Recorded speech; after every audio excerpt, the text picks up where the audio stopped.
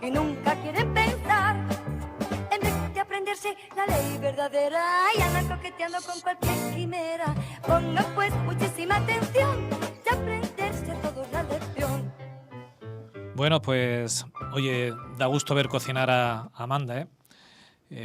Voy a tener que hablar con Mónica para hacer un fichaje porque yo esta semana que me ha tocado cocinar en casa, que tengo a mis chicas aisladas y me las he visto y me las he deseado y la veo a ella tan suelta que digo, madre mía, va a haber que hablar con Mónica a ver si me hace un préstamo personal durante una semana. Bien, vamos ya en serio a seguir transitando con nuestra escuela sabática, estudiando el tema del descanso en Cristo.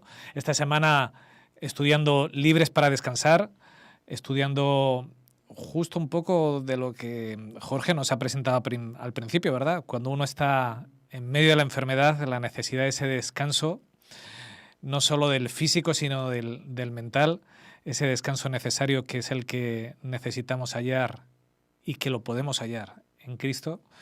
Pero antes de entrar de lleno en el tema, vamos a pedir a nuestro técnico, a Julián, que nos ponga la escuela sabática like, que nos centre en el tema y luego ya atacamos nosotros. Descanso en Cristo. Lección 8. Libres para descansar. Papá Jaime y su hijo Carlos eran hombres de campo. Un día, papá le hizo un gran regalo. Rayo, el mejor de sus caballos, que era joven, vigoroso y fuerte.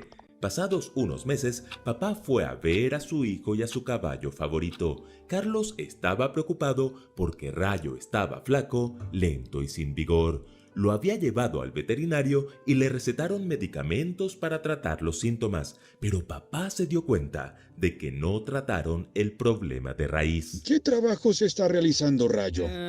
Papá, Rayo ha estado transportando grandes troncos de madera. ¿Y cuánto peso está cargando? Bueno, papá, él siempre fue un caballo fuerte, unos 500 kilos. Media tonelada todos los días. ¡Pobre Rayo! ¿Cuál creen ustedes que era la solución para el problema de salud de Rayo? La solución no estaba en los medicamentos. Rayo necesitaba descanso. Y que papá Jaime se lo llevara de vuelta a su finca. Bueno, si hay algo claro aquí, es que Carlos abusó del regalo de papá, no cuidó al buen amigo Rayo y ahora estaba sufriendo las consecuencias. Sé que muchos estarán pensando en lo injusto que fue Carlos con el pobre caballo, pero ¿saben? Eso es exactamente lo mismo que muchos de nosotros hacemos con un gran regalo de nuestro Padre Celestial, nuestro cuerpo. La salud es un regalo que muchas veces no apreciamos hasta que nos enfermamos. ¿Y a dónde vamos cuando nos enfermamos? Al médico. ¿Y con qué tratamos la enfermedad? Con medicamentos. Así es, pero muchas veces las enfermedades tienen un problema de raíz que solo puede tratar el médico de los médicos, Jesús. En ocasiones, cuando un enfermo le pedía sanidad al Señor, antes de sanarlo físicamente, Jesús lo liberaba de la culpa y la ansiedad. ¿Saben por qué? Porque la culpa y la ansiedad son más pesados que los troncos que cargaba el pobre Rayo y son la raíz de muchas de nuestras enfermedades. Por eso la pregunta de esta semana es, ¿cuál es el tratamiento que nos sana desde la raíz? En primer lugar, el perdón.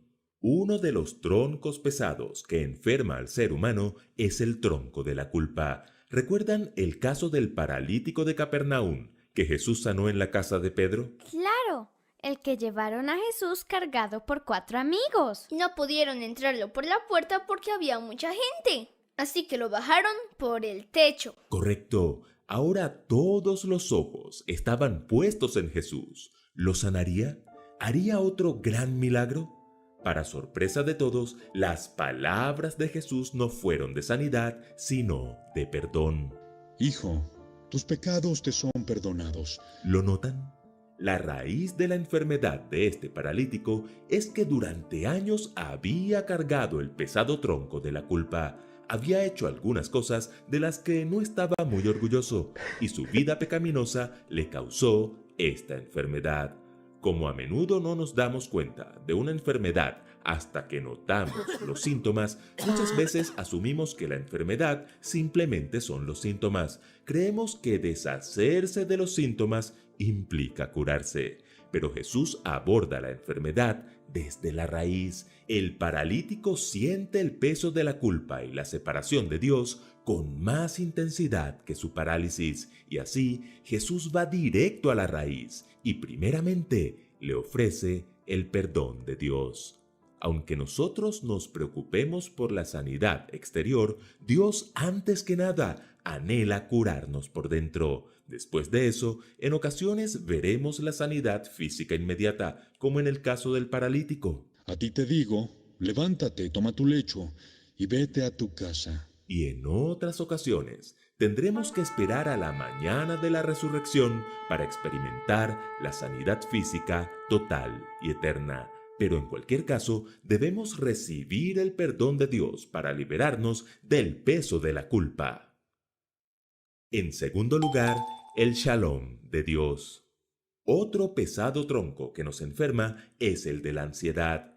Este es un tronco muy peligroso porque, a diferencia del paralítico que tenía una enfermedad visible, la ansiedad muchas veces produce una enfermedad invisible, la depresión. ¿Recuerdan el milagro más famoso del profeta Elías? Cuando oró en el Monte Carmelo y Dios respondió enviando fuego del cielo.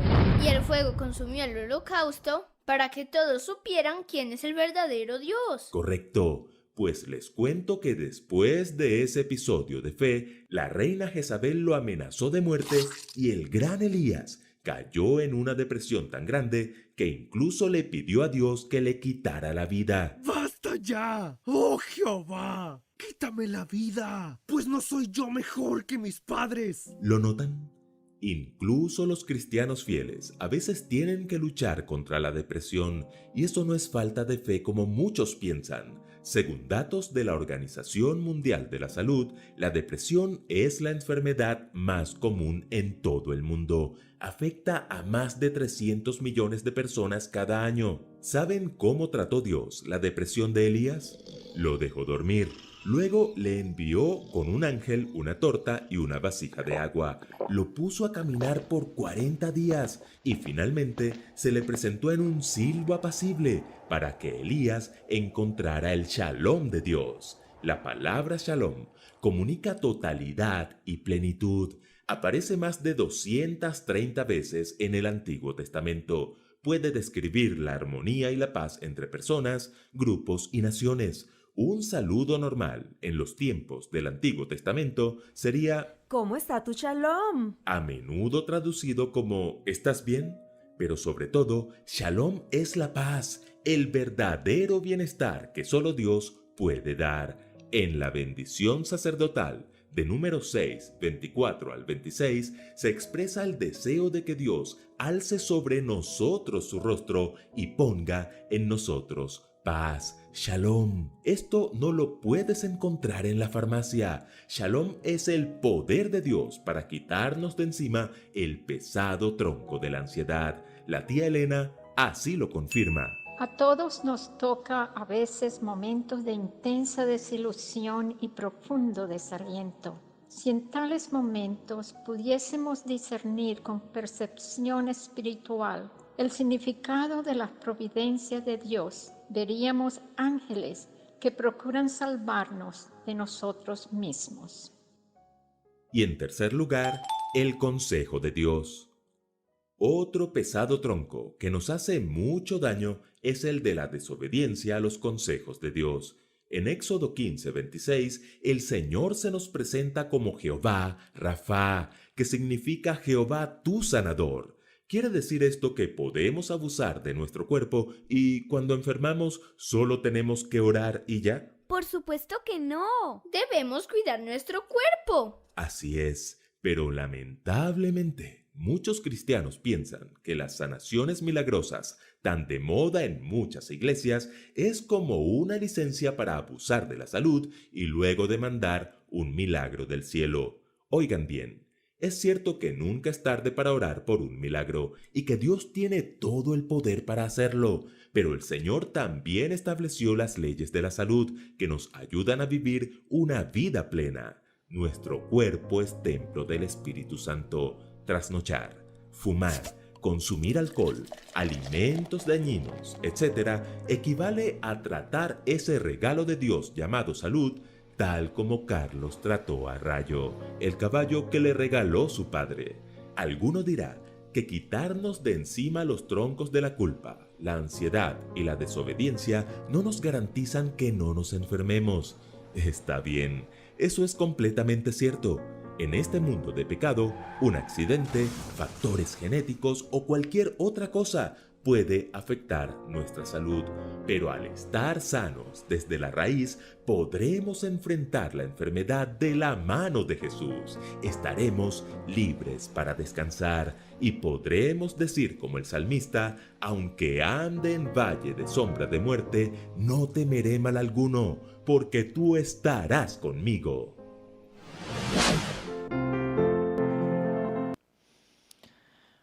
Bien, pues vamos a empezar a disfrutar de este estudio, de esta escuela sabática, de este apasionante encuentro que va a ser dos cuestiones muy contrapuestas, enfermedad y Jesús, ¿verdad?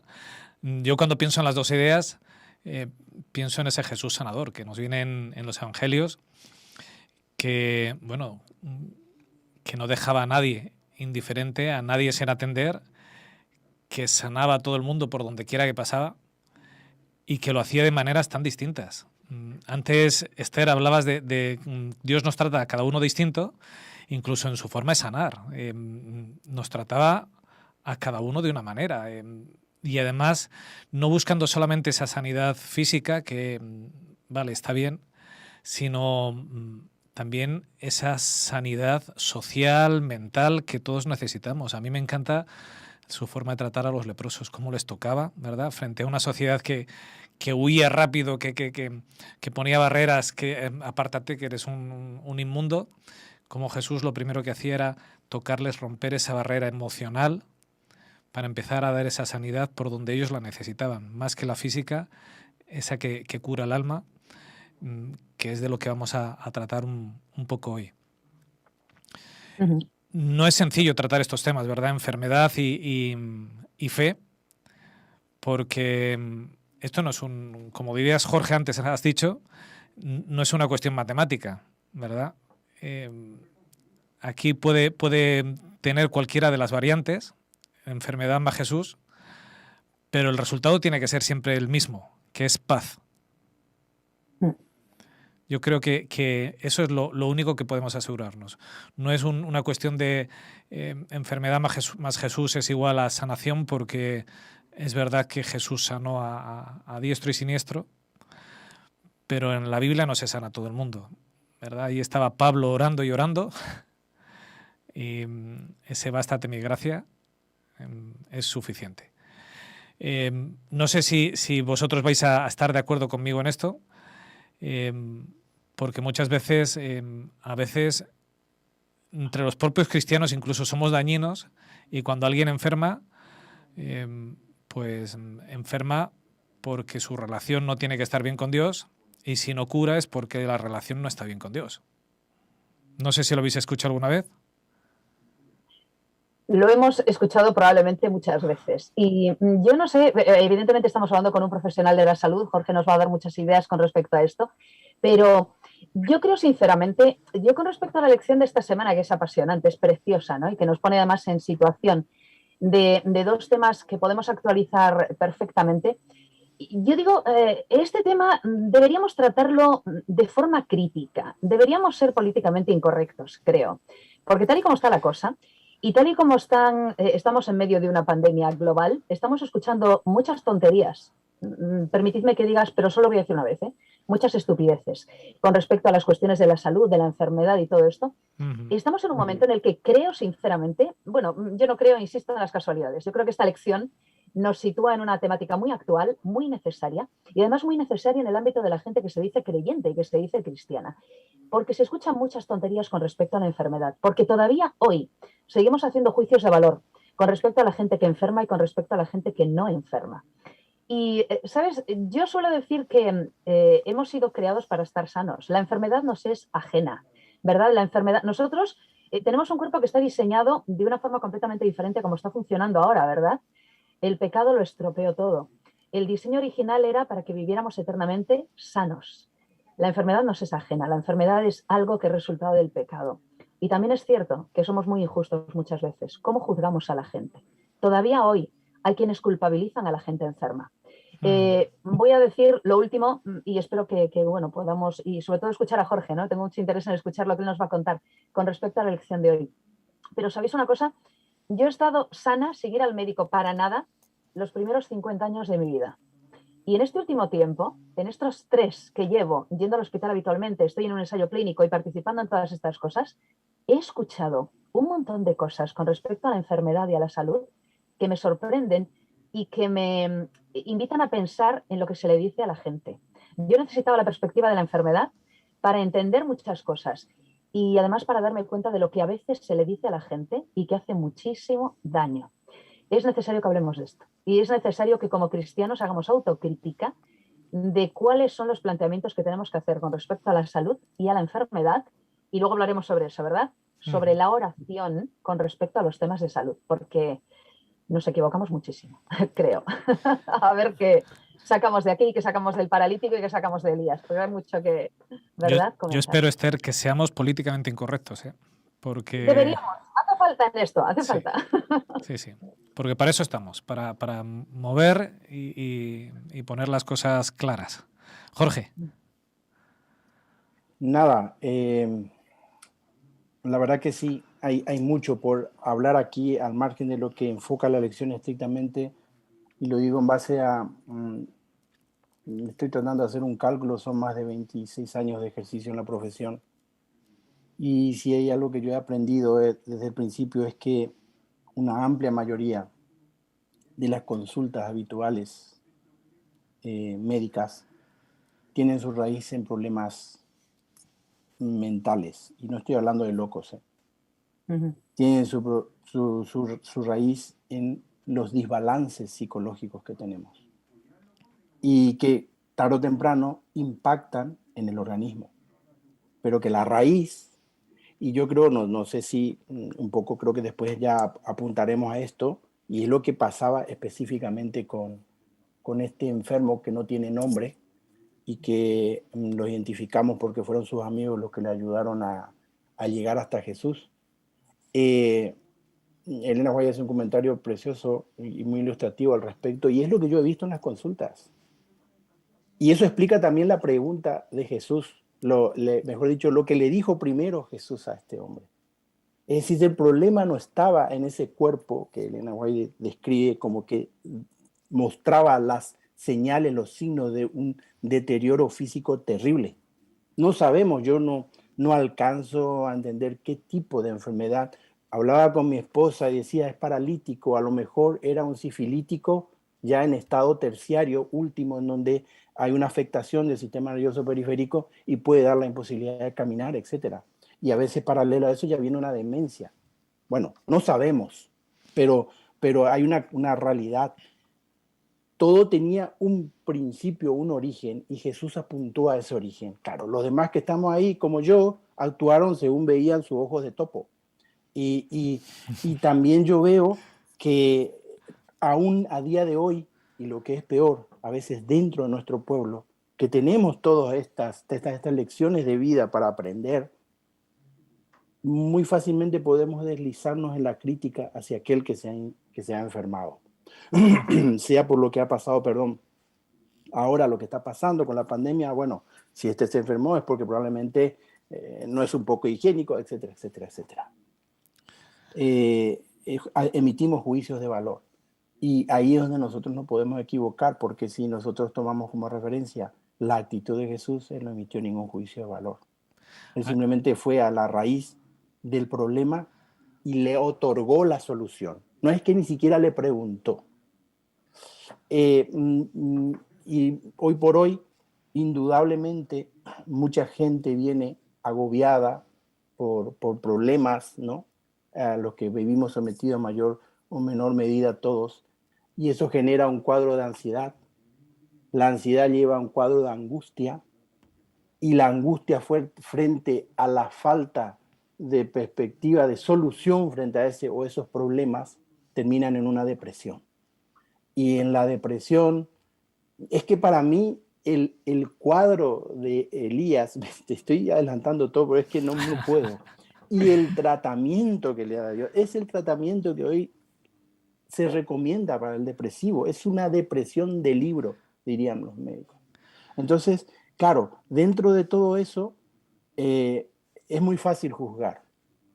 Pero yo creo que primero, pensando en mi propia realidad, tendría que ser del todo misericordioso y siguiendo el ejemplo de Dios, con el que se sienta del otro lado y me está contando que tiene un problema y que no puede con él, que le ha desbordado y le ha afectado todas las esferas de su ser, la parte psíquica y por lo tanto la parte orgánica. Y hoy como nunca, yo creo que es impresionante la cantidad de personas sometidas a estrés, a angustia, a ansiedad, a depresión, y la tasa de suicidio ha aumentado en todos los continentes.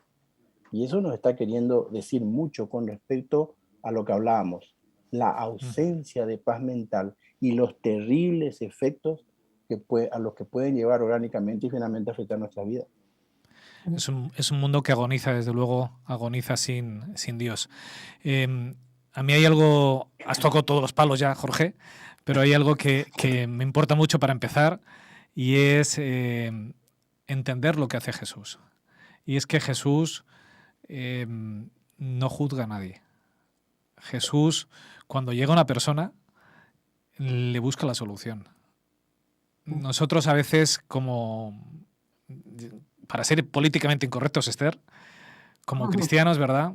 Vemos a alguien con cirrosis y le decimos, claro, eso te pasa pues porque has bebido mucho. Qué suerte tengo yo, que he conocido al Señor, que no bebo y que mi salud está bien, ¿verdad? ¿Qué le estás haciendo al contrario? Pues señalándole su culpa, aquello que la atormenta. Es que él no sabe ya que lo que tiene es culpa de una vida desordenada. Es que no sufre ya por eso. Necesita que tú vengas a contarle que eso es culpa de su vida desordenada y lo bien que estás tú. O lo que necesita es tu ayuda, lo que necesita es que encuentre esa paz. Si es posible, sanidad física estupenda, pero si no, sobre todo, como decía Jorge, esa sanidad mental, esa paz en la que puedo haber cometido los errores que quiera, pero cuando llego a Jesús, Jesús me dice, mira, a partir de aquí, tú y yo comenzamos juntos y te voy a dar la paz que necesitas de aquí hasta que termines, no importa dónde quiera que nos hayamos encontrado en el camino. ¿Qué es lo que yo tengo?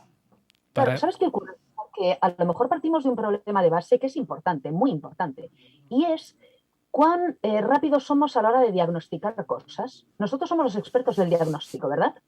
Y sabemos de sobra lo que pasa. Yo me he encontrado con personas, vuelvo a hablar en primera persona, que prácticamente no te hablan, es decir, tienes una relación más o menos virtual con ellos, o gente que te conoce en la iglesia desde hace años, y se te acerca y dice, yo ya sé por qué tú has acabado teniendo un cáncer. Y te lo dicen, esto me ha pasado a mí, de forma abrupta. Digo yo, ahí va. Y yo me he hecho un montón de pruebas y te hace un montón de pruebas diagnósticas y claro, evidentemente nadie sabe exactamente por qué surgen las cosas. Claro, pero nosotros somos rápidos a diagnosticar. Sabemos por qué estás deprimido, sabemos por qué estás ansioso, lo sabemos todo.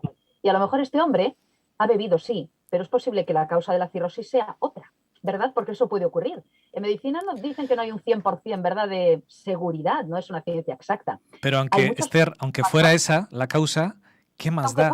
¿Qué más da? Claro, volvemos a lo mismo. Jesús hacía el diagnóstico certero, correcto, porque él lo sabe absolutamente todo. Quiero apuntar esto. Nosotros somos muy rápidos en diagnosticar y nos equivocamos muchísimo. Muchísimo. Vivimos en un mundo de pecado. Se nos escapan muchos factores. Hace unos cuantos años, los adventistas del séptimo día éramos reconocidos, ¿verdad?, porque teníamos unos ratios de enfermedad muy inferiores al resto de la población. A medida que el mundo va en deriva, a la baja y hacia el final de los tiempos, resulta que aquel a priori ya no existe, porque ahora enfermamos, no igual, pero muy parecido a los demás, porque aunque nos cuidemos, hay muchos factores que se nos escapan. Otra cosa es como luego nuestro organismo, que de verdad está trazado de otra manera, y nuestra mente respondan a esa enfermedad. pero hoy no se escapa nadie. Y hoy nacen criaturas enfermas, ¿verdad? Con una frecuencia espectacular. Nos falta el diagnóstico certero, ¿verdad? Creo. Esther, un poco apuntando a lo que tú dices, no se escapa nadie. Mira, es muy fácil decir, yo sé por qué, porque tú has cometido este exceso o has alterado tu organismo de esta manera y pues tienes enfermedad. Yo conozco así de gente, adventistas y no adventistas, y que me dicen, y otros me han comentado familiares, pero sí, no fuma, no bebe, no come carne, es vegetariano, hace ejercicio, está delgado, está bien, y tiene un cáncer. El problema es que nosotros tenemos organismos que están afectados por el pecado, organismos que son imperfectos y que en cualquier momento, sin una causa justificada, podemos adquirir una enfermedad de mayor o menor gravedad. Esa es la realidad. No se trata necesariamente y siempre que alteremos los buenos hábitos para estar enfermos. Y en todo caso, si Jesús no le dijo nada a este hombre, oye, tú hiciste esto, y por eso estás así, ¿yo con qué derecho voy a hacer eso con mi hermano? Es decir, para mí es muy sencillo, y como médico también, lo que yo tengo que hacer es tratar, como médico cristiano, de orientarlo para que la persona vaya a la raíz del problema y se dé cuenta que hay una solución. Y entonces ahí empieza el periodo de recuperación de esa persona, en la parte mental, psicológica, para que luego eso también repercuta en su organismo. Y si es un cáncer, como muchas veces pasa y lo tenemos que pasar, nosotros hemos perdido hermanos aquí, una hermana entrañable, no hace unos años, un cáncer severo que en 2 meses la llevó. Y ella estando en el hospital, repartía folletos compartiendo su fe a su manera y de su forma de entender. Y hasta hoy yo recuerdo a mi hermana Gloria y me emociona. ¿Por qué? Porque ella dio muestras de una confianza en Dios. Ella sabía que se iba muriendo, pero no dejaba de tener en cuenta la esperanza de la resurrección a un cuerpo sano, perfecto, como lo hizo Dios al principio, y eso es lo que compartió ella en sus últimos días. Entonces, aquí no se trata de buenos o malos hábitos, hacer o no hacer las cosas, se trata de que todos nacemos con organismos imperfectos y nos puede pasar cualquier cosa. Y vivimos en un mundo de pecado, Jorge. A mí, según os escucho, me sigue doliendo. Aquí, bueno, un caso que conocimos a una chica que enfermó de cáncer y sus conocidos la decían, mira, si tienes cáncer es porque tienes un pecado oculto y Dios no puede hacer nada en tu vida. Y aquella cría lloraba diciendo, yo no he hecho nada malo. Pero claro, los santos, rápido, como dices Esther, rápidos a juzgar, decidieron que si algo ocurría es porque uno estaba a mal con Dios. Yo no sé si alguno de esos santos sigue vivo o si van a vivir eternamente, porque me parece que por la enfermedad y la muerte vamos a pasar todos, a no ser que Jesús venga antes. La enfermedad tiene que ver en gran parte con vivir en un mundo de pecado. A veces, como en el caso del paralítico, y nos vamos a meter ahí, vale, también tiene que ver con decisiones erróneas. Pero es que a Jesús le da igual.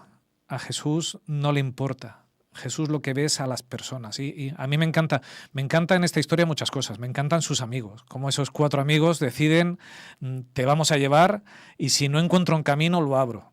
Yo a veces digo, no sé qué gracia le haría al dueño de la casa que la abriera en el tejado.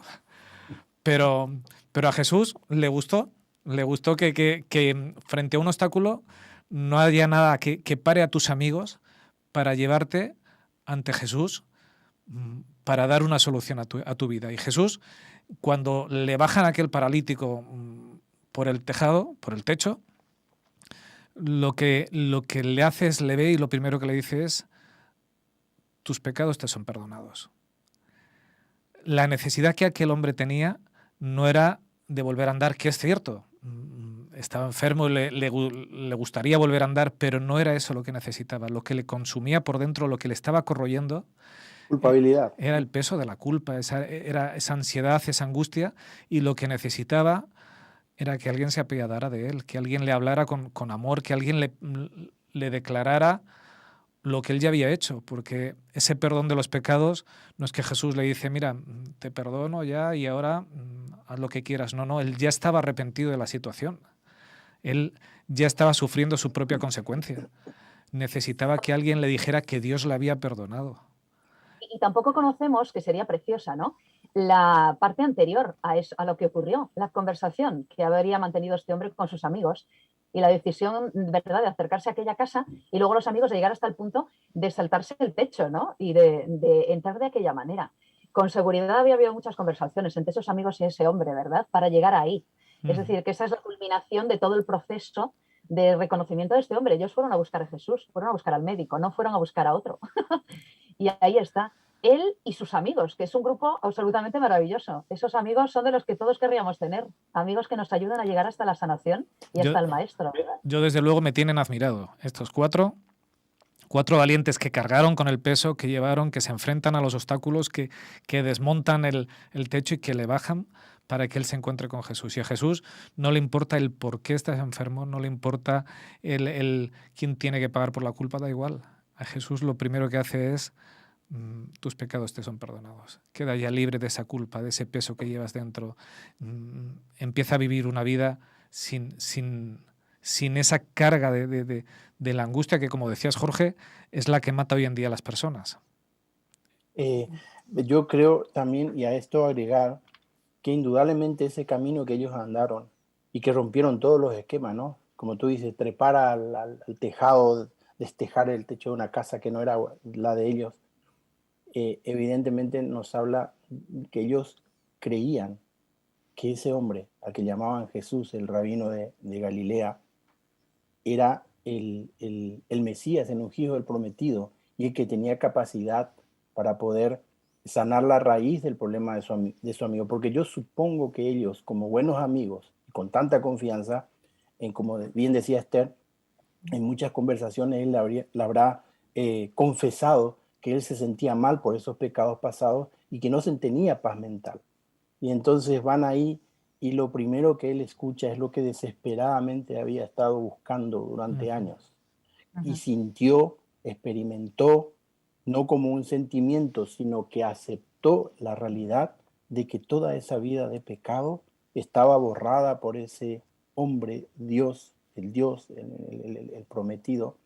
Y a partir de ahí ya lo demás, claro, aquí yo, como dice Richard, quizás ahora cojo el otro palo de esta historia, los que estaban presentes ahí, y entre ellos esa dirigencia erudita, entendida en la tradición, no en la Torá, que empezaron a juzgarlo, ¿no? A juzgar a Jesús, a juzgar a los amigos y a juzgar a este hombre. Ya lo habían juzgado. Elena White dice que ya antes ellos le habían dicho, no, tú estás así por tus pecados y estás desprovisto del perdón de Dios. Claro, y tienes que pagarlo. Claro, y lo que estás haciendo es eso mismo, estás pagando con la culpa que tienes. Y empieza ese debate, uno de tantos dialécticos de Jesús con ellos, ¿no? Vosotros me estáis criticando por dentro lo que yo he dicho, pero ¿qué es más fácil? ¿Qué es más fácil? Yo puedo decir tus pecados, eso es hablar. Pero decir, toma tu lecho, levántate y anda, eso que para ellos era imposible. Y entonces él después le demuestra, con ese hecho que para ellos era supranormal o paranormal o extraordinario o no normal, le da la firma de quién era él y de dónde venía y qué poder y qué capacidad tenía para enfrentar esa situación y esa persona que estaba delante de él. Fíjate que en este momento se plantean los dos modelos tradicionales de quién es Dios, ¿verdad? Uno es ese Dios justiciero que te va a hacer pagar lo que has hecho y te lo va a hacer pagar con creces y además no hay posibilidad para ti de sanación ninguna porque no te lo mereces, hiciste mal y tienes que sufrirlo. Y otro es el Dios que plantea Jesús, ese Dios que vamos, si lo conocía, él es Dios hecho hombre, ese Dios de amor que no le importa cómo vengas, con tal de que vengas a él y que tiene una solución para tu vida, que puede cambiarlo, que puede transformarlo todo, que es un Dios de amor. La mayoría de las veces a la gente se le enseña el mensaje de ese Dios justiciero, que eso es parte de ese plan del enemigo, ese plan de Satanás, de distorsionar la imagen de Dios. Nosotros somos llamados a mostrar ese Dios de amor, y como iglesia no debería de olvidársenos jamás que nuestro Dios es un Dios de amor, es un Dios que da paz y que da perdón en todo momento a quien acude a Él. Sea como sea, aunque te tengan que llevar tus amigos, aunque tú no tengas capacidad y hayas tenido que pedir a otros, Dios está dispuesto ahí a darte el perdón en primer lugar, y luego, como decías, Jorge, y en este caso, la sanidad. Frente a esa incredulidad, frente a esa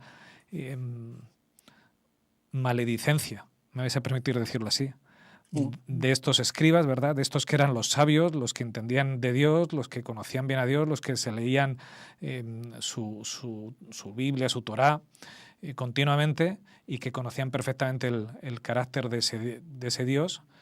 Frente a ellos, Jesús es capaz de leerles la mente, lo que están pensando.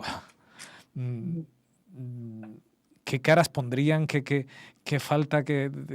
Yo cinematográficamente me les imagino allí cómo arrugarían el morro, cómo tensarían los puños, ¿verdad? Cómo se pondrían tensos aunque disimularan, y cómo Jesús les leyó lo que ocurría por dentro y les dijo, mira, estáis pensando mal, así que ¿qué es más sencillo? ¿Que perdone sus pecados o que le diga que se levante y ande? Claro. Que el Jesús del que hablas siempre, ¿verdad? Es el Jesús que sabía que vivía en una sociedad de apariencias. Aquella gente eran, ¿cuántas veces les llamó sepulcros blanqueados, ¿no? En realidad estáis hediondos por dentro y sin embargo os ponéis cal por fuera y parece que estáis limpitos. Y sois una vergüenza. Nos lo dice a nosotros hoy también, si es que verdad que nos comportamos de esa forma. Pero eso tiene que ver con la manera en la que Jesús sana, ¿no? Y lo dice la lección también a lo largo de esta semana. La sanación de Jesús es de dentro hacia afuera, no de fuera hacia adentro. No se trata de un maquillaje, no es maquillar la situación. Es verdad, en algún momento de la lección también nos habla de la cuestión de los síntomas. Hay gente que cree que si los síntomas desaparecen, desaparece la enfermedad, cuando en realidad tiene que desaparecer la enfermedad antes de que desaparezcan los síntomas. Ese es el Jesús del que estamos hablando. Es el Jesús que miraba al paralítico por dentro, que te mira por dentro a ti y sabe exactamente lo que está ocurriendo. Y Él te sana desde la raíz, como dice la lección, de dentro afuera. Lo que ocurre dentro luego se traduce fuera. No sabemos por qué, es milagroso, pero efectivamente la culpabilidad de ese hombre, cuando efectivamente fue restaurada, cuando él ya no se sintió culpable porque sus pecados se fueron perdonados, pues permitió que luego fuera se viera otra persona que cogió su camita y se fue. Menuda escena, ¿no? Sí, ya, bueno, es que de verdad que es una escena chulísima. Por una parte, la camilla bajando con aquel pobre hombre y sus 4 amiguetes colgándole desde arriba las cuerdas, y luego ese hombre que coge su camilla y se va andando con ella. Alucinante. Ese es el Jesús del que estamos hablando. Ese es el Jesús que sana. Ese es el Jesús auténtico, el único que hay. La Biblia aquí lo dice, no estaba leyendo, ¿no? Dice, y después de esas palabras, y cuando ven que se levanta, como mencionaba Esther ahora, dice, se levantó tomándole la camilla, salió al instante de la vista de todos, de modo que quedaron asombrados y alabando a Dios diciendo, jamás habíamos visto cosa parecida. Yo quería agregar, Richard, cuando escuchaba hablar, el compromiso que nosotros tenemos como cristianos, como seguidores de Jesús. Siempre me viene a la mente las palabras de Jesús en la última parte de su sermón, que está registrado en el capítulo 25 de Mateo. Porque tuve hambre, porque tuve sed, porque fui forastero, porque estuve enfermo, porque estuve en las cárceles y no me juzgasteis. Me disteis de beber, me disteis de comer, me acompañaste, me visitasteis, me consolasteis. Entonces, a la hora de la práctica, yo digo, ¿por qué nos dejamos embaucar y llevar tan fácilmente por Satanás actuando de manera totalmente contraria? Cuando vemos a un hermano que está pasando por una situación de enfermedad y de aflicción, lo que tendríamos que recordar es esas palabras de Jesús, que los seguidores de Él serán reconocidos en el tiempo del fin y estarán entre los contados como salvos a aquellos que han actuado de acuerdo a esos parámetros que Jesús nos enuncia en esa parte de la Biblia. Y yo creo que cuando estamos hablando de esto, ¿qué más necesitada de comprensión, de cariño, de contención que una persona que no tiene paz mental y que está afectada por una alteración orgánica, ¿no? Es realmente desesperante. Aquel que haya estado enfermo lo puede entender perfectamente. Y Y qué maravilloso es ver cómo Jesús realmente le mostró a ellos y nos muestra a nosotros a través del tiempo qué es lo que Él hace y qué es lo que quiere que nosotros, como instrumentos, le ayudemos a Él a realizar en cada persona que pasa por el valle de sombra de muerte.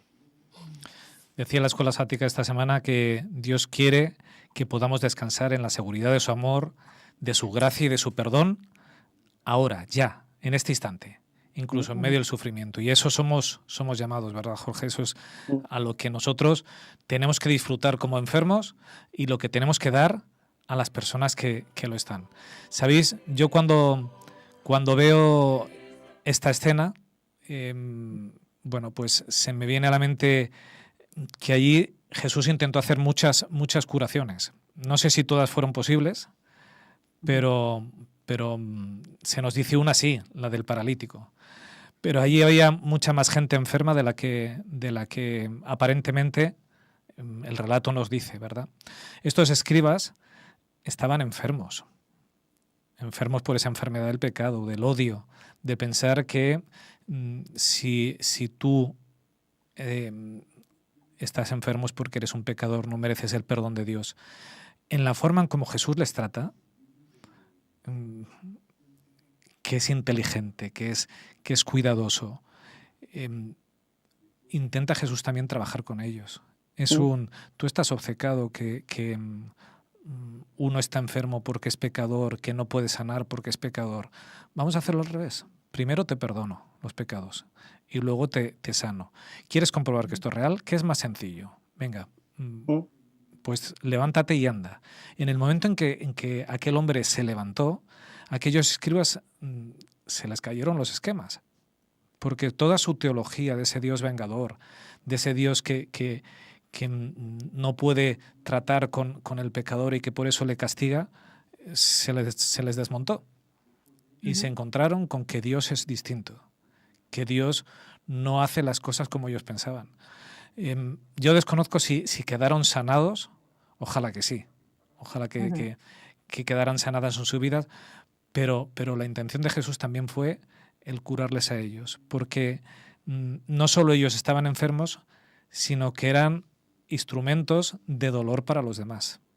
Que esto es lo más terrible, cuando no solo alguien está enfermo, sino que se te pone al lado otro, como los amigos de Job, todos nos acordamos de la historia, ¿verdad? Estaba pensando en los amigos de Job, ¿sabes? En aquel momento, claro, efectivamente. Que se te sientan a machacarte y a destrozarte, y tú no necesitas eso.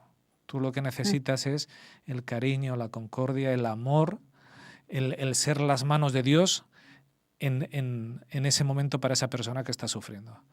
Entonces, no solo es que estuvieran enfermos, es que eran instrumentos de dolor. Y nosotros como cristianos no somos llamados en ningún momento a ser instrumento de dolor. Si por algún momento se nos pasa en la cabeza que tenemos el derecho de decirle al otro pues lo mal que ha hecho las cosas y que lo que tiene es resultado de una vida desordenada, no es el plan de Dios, desde luego.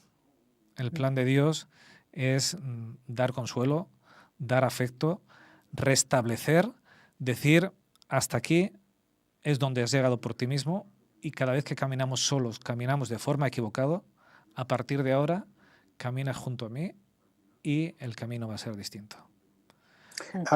Richard, otra cosa que estaba pensando respecto a lo que tú estás diciendo es que estos fariseos y estos eruditos, estos doctos y entendidos en la ley, aunque fuese la tradición, el gran problema de ellos es que estaban tan llenos de justicia y suficiencia propia que no se daban cuenta que eran enfermos.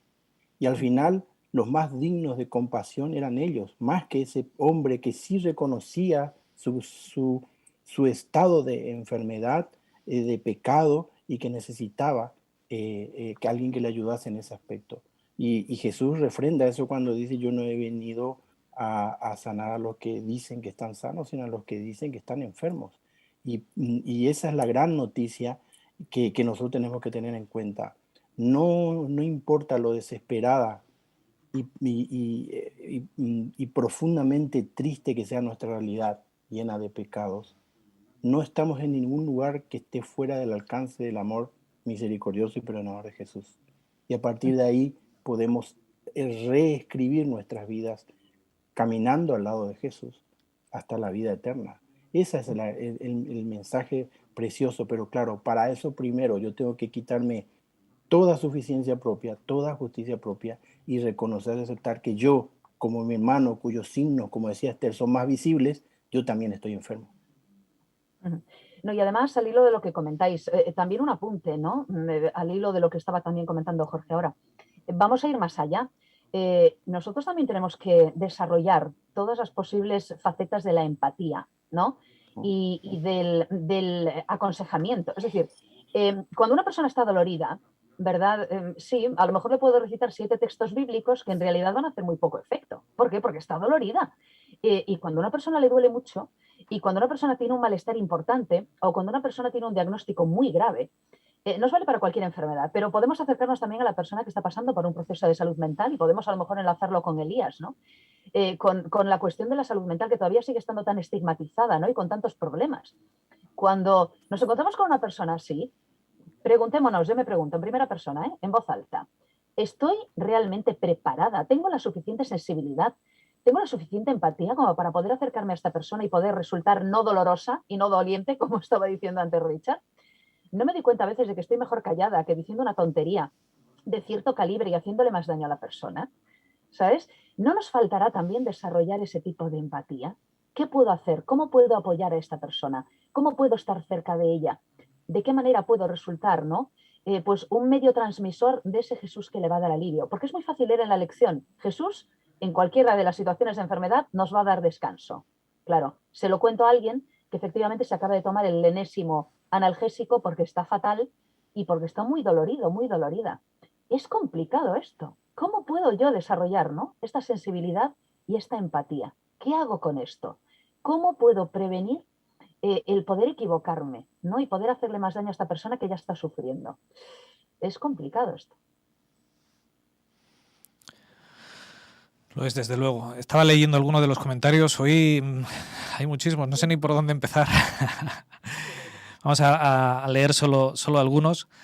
Gilbert dice, lo primero que tenemos que hacer es para encontrar el descanso en Dios, es reconocer nuestra debilidad. No somos superhéroes. El ser cristiano o no te da un chaleco antienfermedad. La diferencia está en quién nos acompaña a través de la adversidad. Pero si reconocemos que solos no podemos, que somos débiles, cuando nos entregamos a Dios, cuando reconocemos nuestra debilidad, Él puede actuar y ser nuestro médico. De lo contrario, seguiremos cargando con troncos de 500 kilos y preguntándonos por qué estamos enfermos. Cojo uno de Esperando un Hombre Nuevo. Dice, las personas que asocian la enfermedad con la falta de fe o pecado siguen en el evangelio falso de las obras.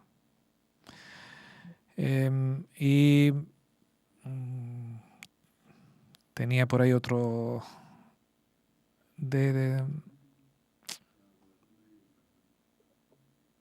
Bueno, lo dejamos ahí, se me ha perdido ahora mismo.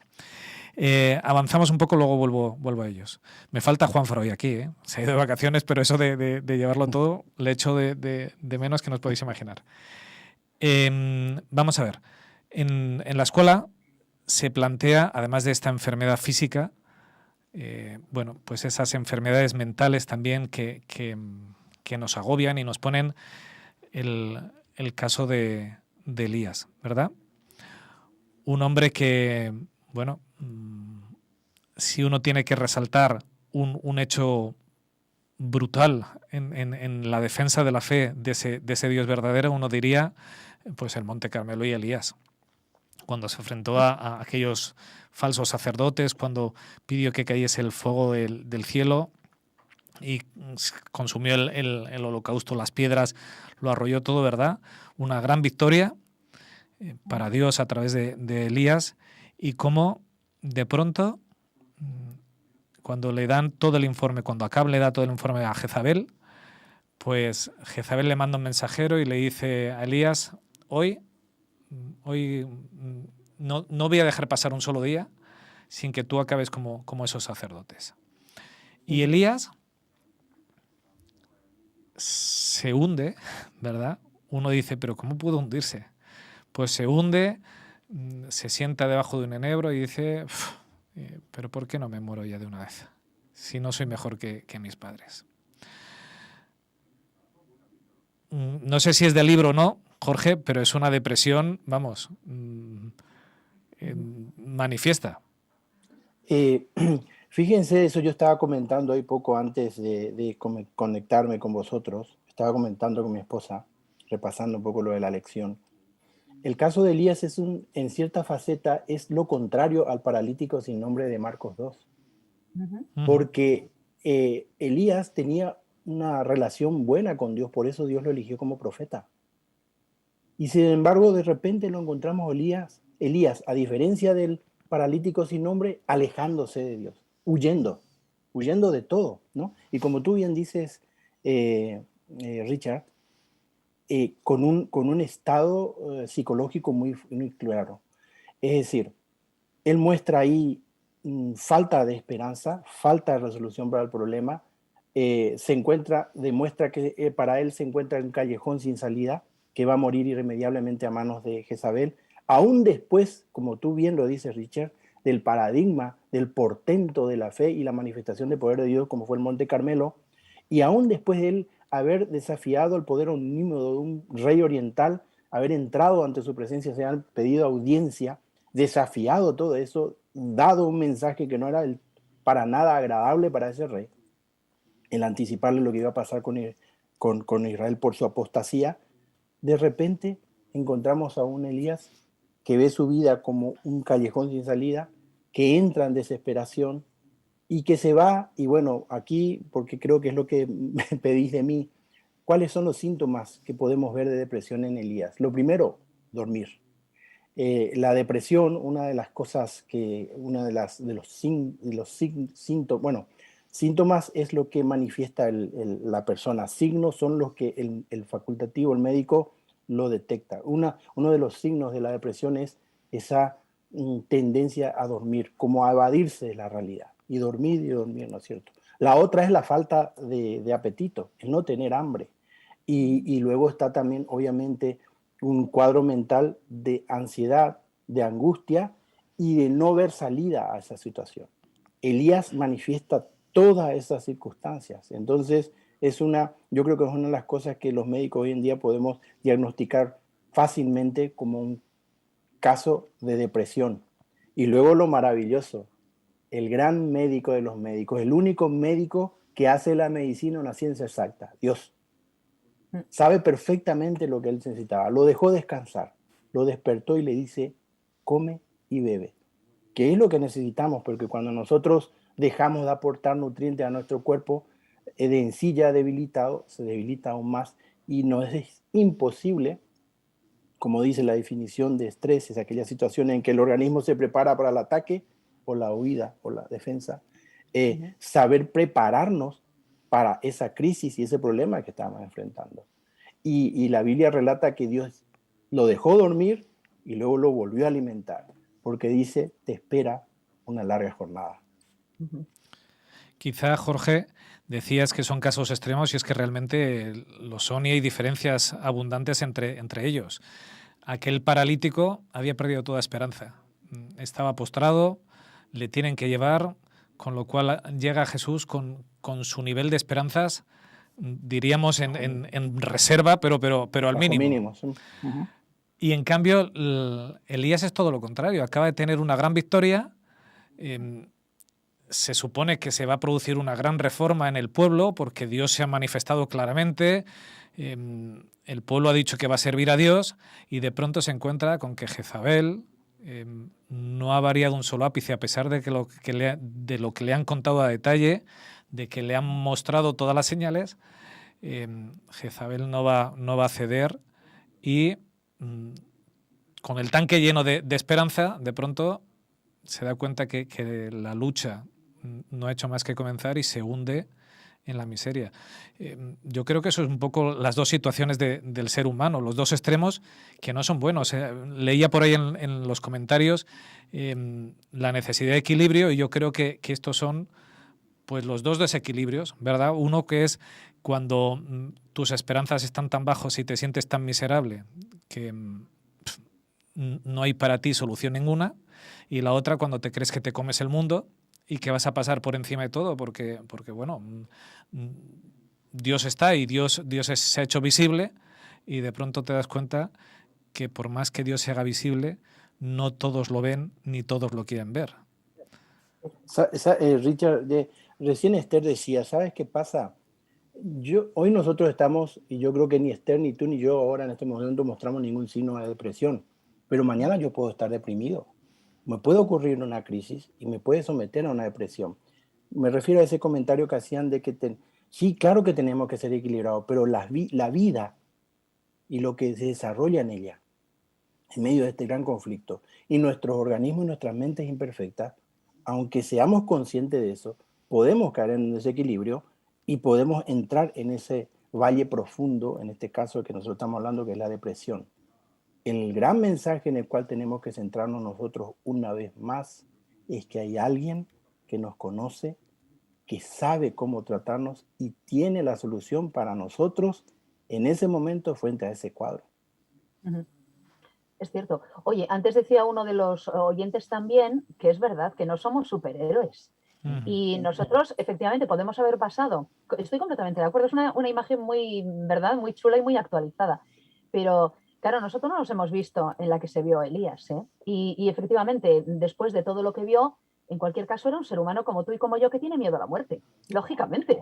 Claro, entonces amenazan tu vida. Oye, que mañana te mato. Bueno, dime cómo te comes eso. Efectivamente, perdón, es un comentario muy coloquial.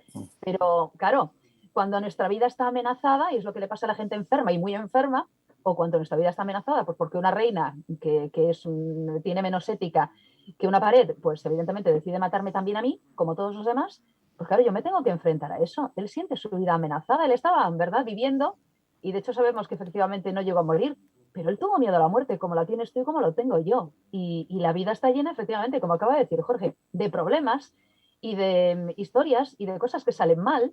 Y no solo por cuestiones de salud, podemos deprimirnos por muchas razones o podemos estar tristes por muchas razones.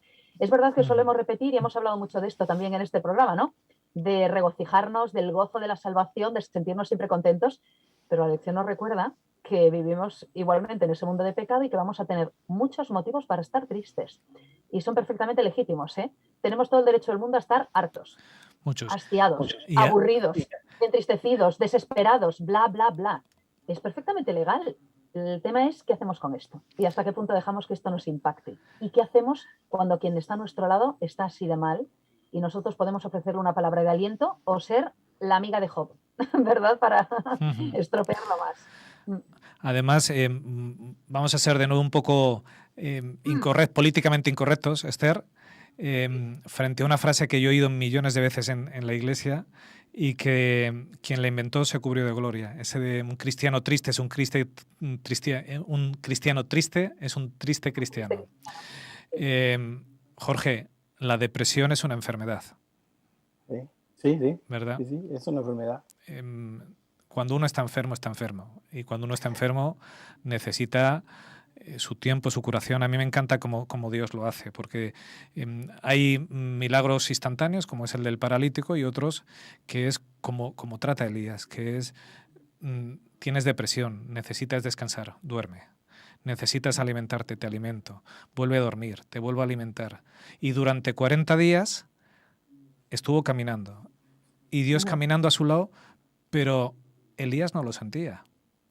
Y llega a Horeb y busca a Dios, porque sé que te tengo que encontrar, pero no te encuentro. Sigue con su depresión.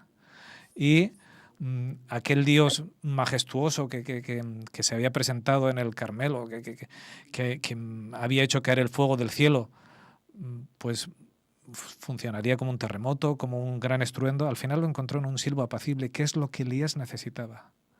Le encontró en la paz. Durante como poco 40 días vivió su depresión, tuvo su proceso. Dios no le obligó a salir de ahí, necesitaba pasar esa enfermedad y quedar sano mentalmente.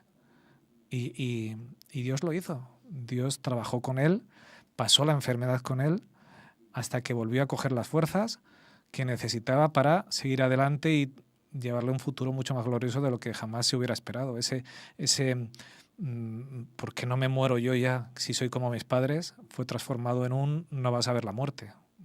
Elías fue arrebatado sin ver la muerte.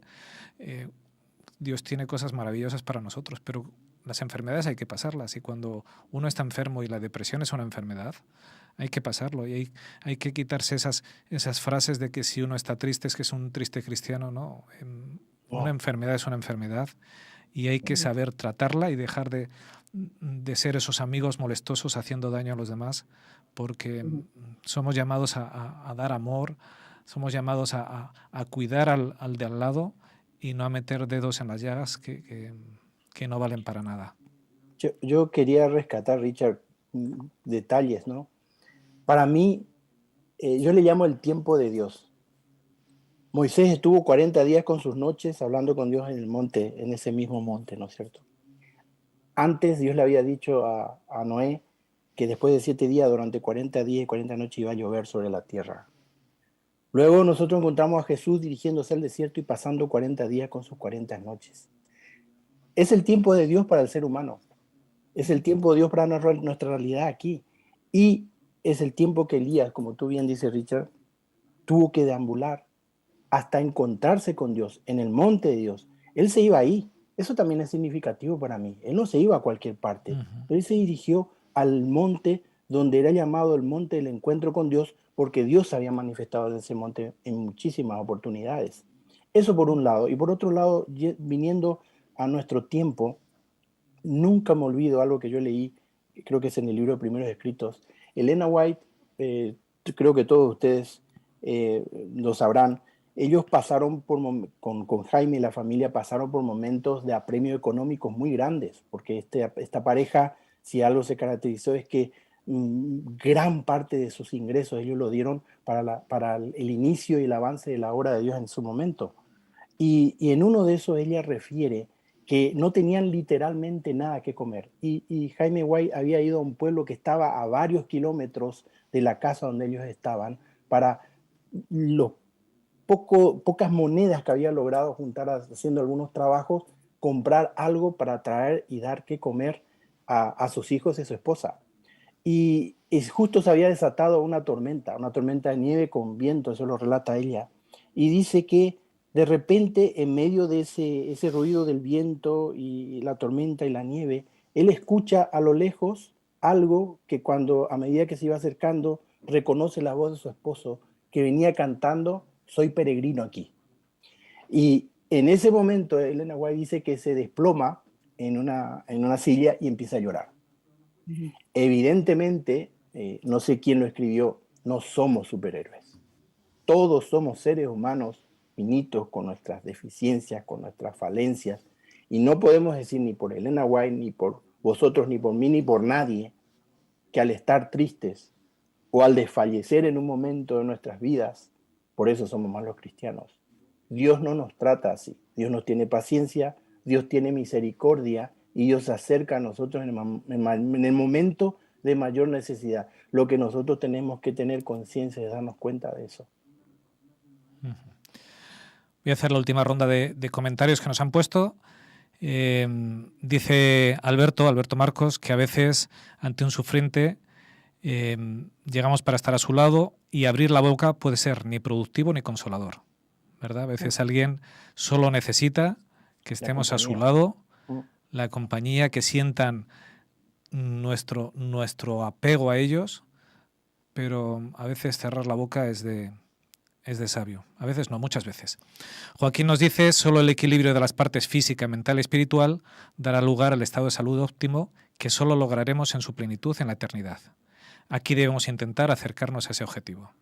Y es que es verdad, vivimos en un mundo de pecado, pero eso no es excusa para hacer las cosas de cualquier manera. Tenemos que intentar hacer las cosas lo mejor posible, aunque eso no nos da garantía de que las cosas nos vayan a ir bien.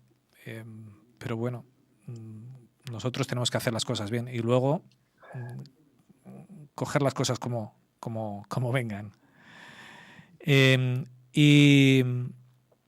Y esperando nombre nuevo, decía que Adán fue picado por la serpiente. Dice, desde entonces cualquier hombre, por muy perfecto que sea, que se crea tiene la debilidad en su naturaleza como Elías. Solo Jesús pudo, después de ser atacado por la serpiente, aplastarle la cabeza. Él es la solución, pero la picadura de la serpiente no será sanada hasta que Jesús vuelva. Tenemos que ir terminando. No sé, hacemos una ronda final. Yo tengo un comentario que me ha encantado de la escuela sabática del final. Venga, Esther, ronda final de esta escuela sabática. Qué complicado hacer una ronda final que cierre esto, ¿no? Pero quizá destacar y resaltar o rescatar de lo que hemos comentado 2 ideas. El hecho de que una persona esté triste, el hecho de que una persona esté deprimida, que esté pasando por un proceso de este tipo, no quiere decir que confíe menos en Dios. Probablemente confía en Dios, pero efectivamente en este mundo de pecado, pues efectivamente se ve afectado, afectada por lo que está ocurriendo. E incluso aquellos que cuidamos la salud, que predicamos de la salud, ¿verdad? Que hablamos de la reforma pro salud, vivimos en un mundo enfermo, vivimos en un mundo contaminado y lleno de factores que escapan a nuestro alcance. Con lo cual, reflexionemos, cuidémonos, pero al mismo tiempo que nos cuidamos y que intentamos efectivamente ser gente lo más sana posible, reconozcamos que hasta que Jesús venga, la enfermedad va a formar parte también de nuestras vidas y de la vida de quienes están a nuestro alrededor. De manera que seamos, por favor, prudentes, cariñosos, sensatos y además busquemos la empatía y el poder tener la suficiente sensibilidad para poder ayudar dentro de nuestras medidas, dentro de nuestras posibilidades, a sanar también a los demás, pero llevándoles siempre al médico principal, a nuestro diseñador inteligente. Resumiendo, sería un seamos cristianos, porque eso es lo que hizo Jesús, ¿verdad? Así es. Jorge. Nada, yo creo que hasta que Jesús venga, nosotros vamos a tener que caminar con nuestras cargas, nuestros pesares, nuestras enfermedades psíquicas, físicas o psicofísicas. Eso es una realidad, pero también es una realidad que tenemos a un Dios que compartió nuestra naturaleza, que nos entiende, que nos ama, que desea que nosotros le dejemos caminar a su lado, sea para curarnos o sea para aguantar el chaparrón, la crisis, ¿no? Hasta que Él venga. Y por otro lado también yo creo que es sumamente importante tener en cuenta, yo creo que alguien por ahí mencionó, decía Richard, que a veces cuando nosotros vamos a visitar a alguien que está enfermo, cuidado con lo que decimos. Jesús fue muy claro, Él simplemente dijo, porque estuve enfermo y fuisteis a estar conmigo. Es decir, en cada enfermo nosotros tenemos que ver a Jesús. Y Él lo que pide es que nosotros estemos al lado de aquella persona, porque quién sabe, el día de mañana lo puedo necesitar yo. Pues yo os decía, hay un comentario que me gustó mucho al final de este estudio de la escuela sabática, decía que los continuos cambios en las circunstancias hacen que nosotros cambiemos también en nuestra experiencia y que, bueno, pues a veces estemos exaltados o que estemos deprimidos, dependiendo de cómo nos van las cosas.